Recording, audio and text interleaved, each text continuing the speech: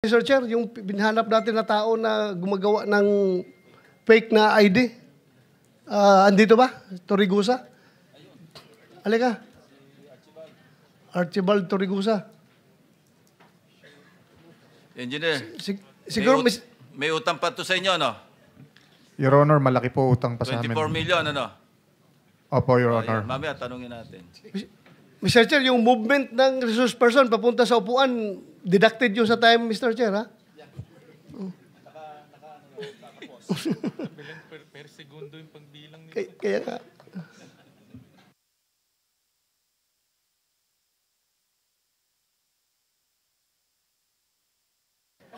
Mr. Torigusa, nakapag-oath ka na? Kanina? Opo. Ikaw ang tinuturo na gumawa ng fake na ID dito sa kay Engineer Alcantara at Engineer Bryce Hernandez. Is it true? Bago ko po sagutin, magandang araw po sa inyo, Mr. Chair. Diretso na kasi maubos yung time ko. Sagot ka kaagad. Hindi po akong gumawa or nagpagawa po ng mga Sino? IDs po nila. Ako po ang sinamahan ko lamang po sila sa membership counter upang magpagawa ng mga cards nila ng membership. Actually, Your Honor, kung mabibigyan lamang po ako ng pagkakataon, pwede po sana na kung mariretrieve po yung CCTV, nandun po yung occasion na nakapila po silang lahat, pumipirma po, at dala po yung mga So let's IDs. let's go to the point, the main point of the issue. Bakit ibang pangalan nila nakalagay sa ID? Hindi ko po alam yon, Your Honor. Eh kung sila ang tanungin ko, hindi rin daw nila alam. Kayo daw nagbigay.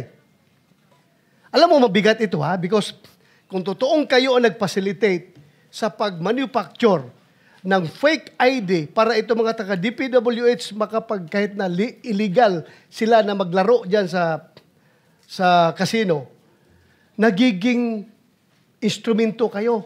You are not only an accessory, you are an accomplice to the crime na inubos nila yung pera ng gobyerno sa paglaro dyan sa Soler dahil kayo ang nag-facilitate.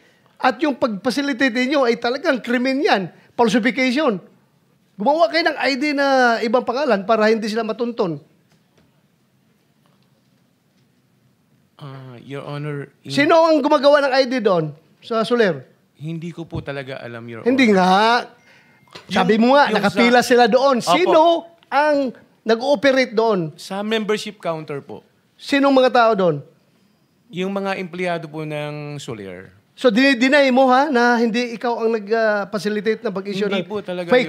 Your Honor. Ako po, kung ang sinasabi ko nga po, kaya ko pong panindigan ng aking salaysay. Kasi ano po meron pong, kung may re-retrieve lamang po yung video, lahat po sila doon, nakapila po sila So, doon. sino ang nandoon, nagbibigay ng gumagawa ng ID? Magbigay ka ng pangalan. Ano po yun iba-ibang, ano po yun empleyado po, papalit. Sige, magbigay ka ng pangalan para patawag natin dito. Alam nyo, naubos ang pera ng Pilipinas dahil sa inyo Ina-allow nyo sila doon maglalaro ng fake na ID. Kaya hinigop nyo yung pera ng DPWH. Your Honor, kung mamarapatin niyo po, Oh. nung makilala ko po sila, naglalaro na po. Balik lang tayo sa tanong ko. Opo. You can give me names kung sino ang gumawa ng ID nila?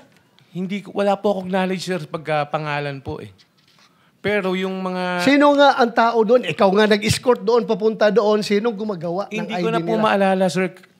Your Honor, since 2022 pa po yung pangyayari po na yun.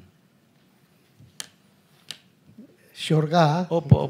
You can be cited in contempt pag nagsinungaling ka dito. Hindi po ako nagsisinungaling. Ikaw lang ang hindi milyonaryo na makukulong ngayon dito. Lahat yan, milyonaryo bilyonaryo yung na-contempt namin. Ikaw wala kang pera, pero sasama ka doon sa baba.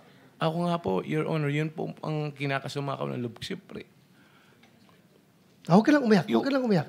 Hindi po, ang inaano ko lang po, yung pati yung mga anak ko, saka yung nanay ko na nananahimik po, Kami po, lumalaban lang po ng pareha sa buhay. Alam ko, empleyado ka lang dyan eh. Pero yung nga lang, tulungan mo kami na makuha ang katotohanan. Kaya ka pinatawag dito. Kasi kung alam namin na ikaw na diretso, hindi ka na namin tanungin. Papusasan ka na namin diretso. Kaya tanong ka namin para malaman namin kung sino itong malaking sindikato na ito eh. Parang paggawa Kasi- ng programa hanggang pag-implement, hanggang sa paglustay ng pera na nakamkam nila. Kasama kayo sa sindikato dahil kayo ang nagbigay ng ID na Hindi, fake. hindi po talaga ako. Okay, wala kami ibigay na pangalan. Wala po ko kasi po akong kinalaman. Ma-retrieve mo Your Honor, yung talaga. CCTV doon na Kung 2022, hindi malabo na. Sabihin naman ng CCTV na good for 1 month lang maximum yung retention ng memory ng CCTV namin. 2022, malabo na. Kaya I am relying your human memory, not the CCTV memory. Your Honor, pwede pa pong pagbasihan yung membership card nila. Kasi real time po yung pictures po nila doon eh. Yung kung ano po yung picture nila doon, yun po yung araw na nagsipirma po sila nung ginagawa nila yung card. At doon din po nila prinisinta yung mga IDs. Okay, sige. Hanapin namin yan. Opo. You're not yet off the hook, ha? Op. Papatawag ka pa rin namin. Okay lang po, Ha? Your Honor.